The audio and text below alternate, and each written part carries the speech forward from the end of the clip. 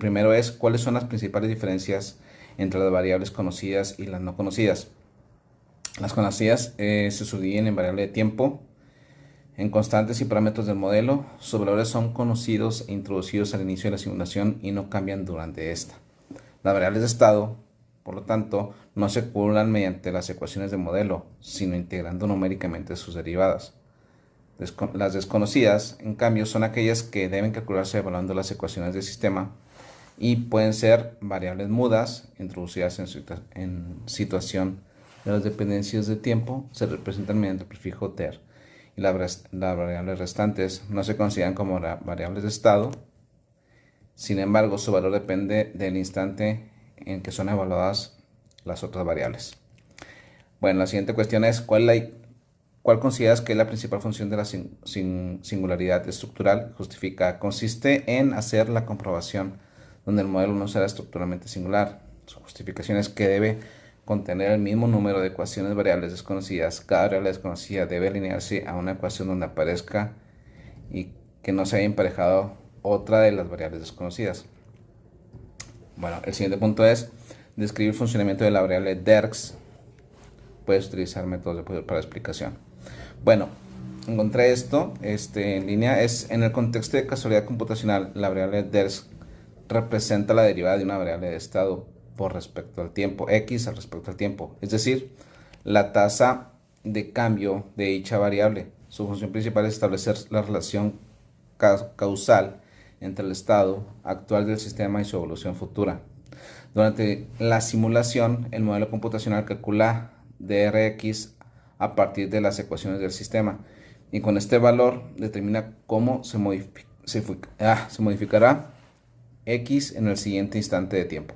Así, drx actúa como un enlace causal entre las condiciones actuales y futuras, permitiendo predecir el comportamiento dinámico del futuro. En otras palabras, drx define como una causa el cambio de las variables del sistema, produce un efecto, la evolución temporal de x. Por ello, dentro de la causalidad computacional, drx es esencial para la integración numérica, ya que traduce las leyes físicas o matemáticas de modelos procesos de cambio continuo computables. Y pues aquí un ejemplo donde x es la posición, v es la velocidad y g es la aceleración derivada de gravedad. En este caso, el cambio de la posición de drx depende causalmente de la velocidad y el cambio de la velocidad depende de la fuerza gravitacional. Así, drx permite establecer la cadena causa-efecto que define la evolución temporal del sistema dentro del modo computacional. Bueno, el siguiente es explicar los elementos que conforman el siguiente ejemplo. Utiliza material de apoyo. Bueno, pues aquí con este problema, el primer paso es la ecuación es una función de tres variables, x, u y u. Entonces, analizar la segunda ecuación es una ecuación diferencial parcial que relaciona la derivada de la función con respecto a x y sus derivadas con respecto a x y u. Esto es que en el tercer paso